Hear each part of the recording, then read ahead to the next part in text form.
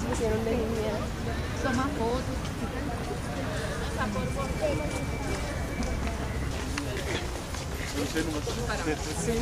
¿Y si parecéis?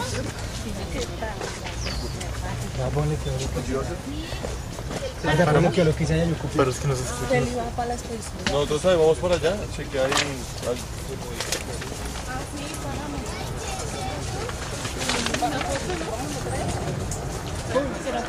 Tenemos entonces un ambiente o un ecosistema muy importante que nosotros tenemos alrededor de Bogotá. Estamos hablando de los páramos. Sobre todo los páramos en estos momentos pues, son unos ecosistemas bastante importantes, ya que de allí viene el agua, o proviene el agua que nosotros nos tomamos en Bogotá. Principalmente nos dice aquí el panel informativo que del páramo de Chingaza aproximadamente el 80% de agua viene de allá de ese lugar y es distribuida en todo Bogotá. Y el agua pues también viene de otros páramos alrededor. Prácticamente tenemos una gran diversidad en páramos. Está el páramo de Sumapaz, que es el más grande del mundo.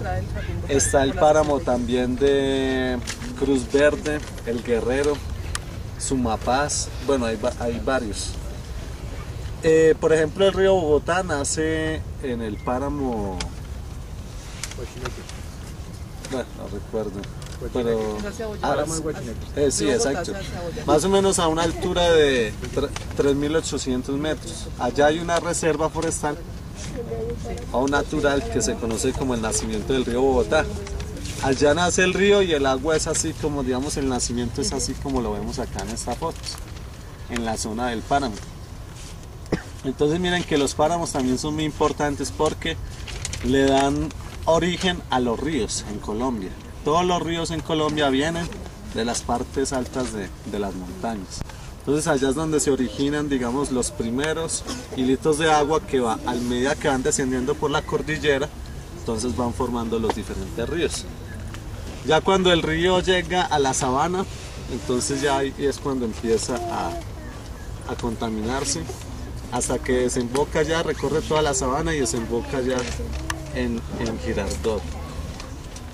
También son bien importantes los páramos porque tienen muchísima diversidad. Sobre todo, por ejemplo, acá podemos apreciar acá en estas gráficas una planta muy típica que se conoce como el frailejón. Sí, seguramente que muchos la conocen.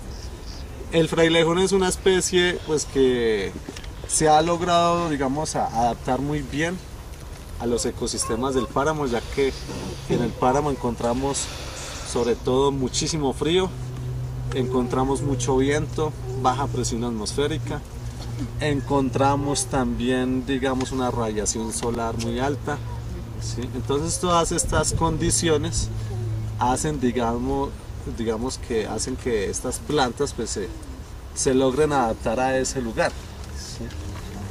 Por ejemplo, ya cuando entonces hablamos de que esas plantas se adaptan muy bien a esos lugares, entonces estamos hablando de las adaptaciones de las plantas. Por ejemplo, los frailejones, pues, o la mayoría de las plantas del páramo tienen, por ejemplo, si tocamos, por ejemplo, las hojas de esta planta que se conoce como fucsia, que esta planta es de la parte baja del páramo, entonces vamos a sentir que tiene, digamos, una pubescencia, tiene como unos vellitos en las hojas.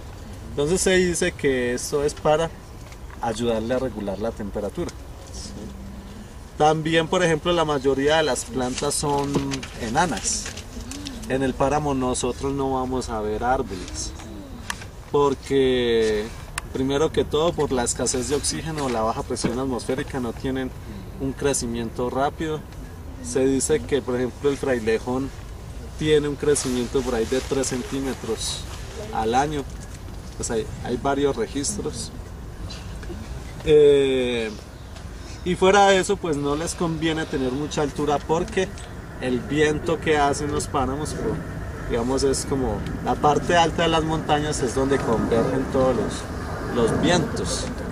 Entonces allí las plantas por eso más bien prefieren tener poquita altura para no tener la molestia con el viento. Fuera de eso, bueno, aquí encontramos por ejemplo esta forma. Miren la distribución de las hojas, ¿sí? Miren que esta planta tiene una distribución, ¿sí?, diferente a esta se conoce como una roseta. Quiere decir que todas las hojas, digamos, tienen como la forma de una piña, para que entendamos más fácil. Entonces miren que esto permite que las hojitas nuevas que van saliendo en el centro, y las que están en el centro entonces van a estar protegidas. Van a estar protegidas, van a estar abrigadas, y fuera de eso van a estar protegidas también de los animales herbívoros.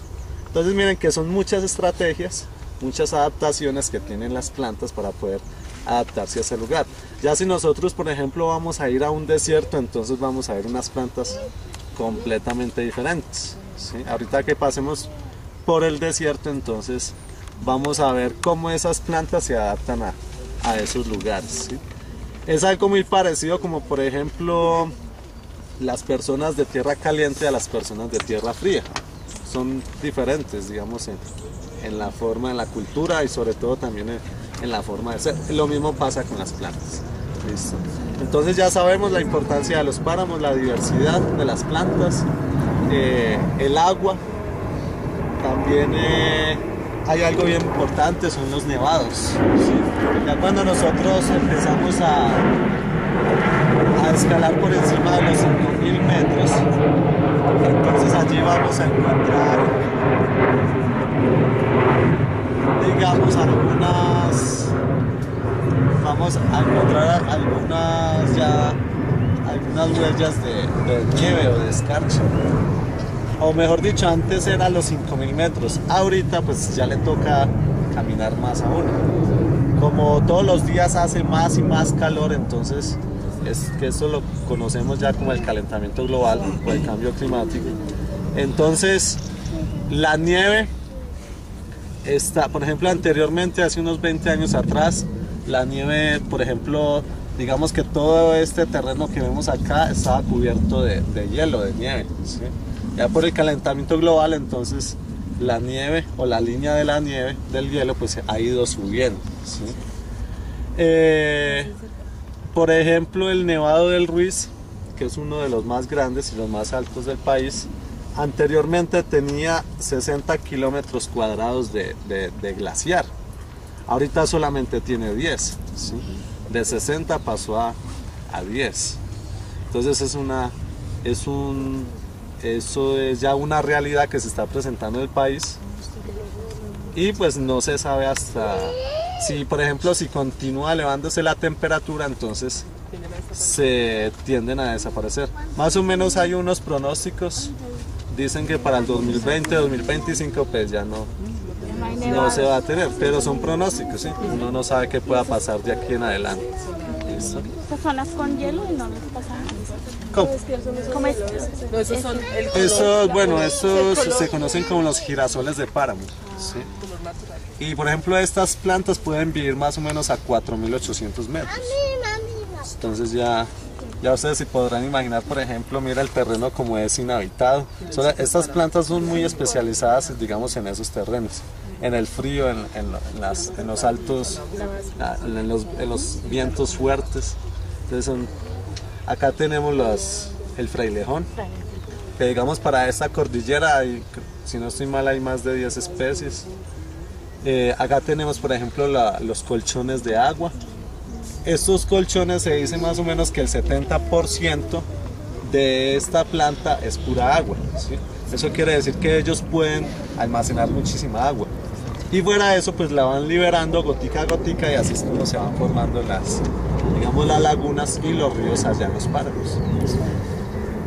Si hay preguntas, o continuamos.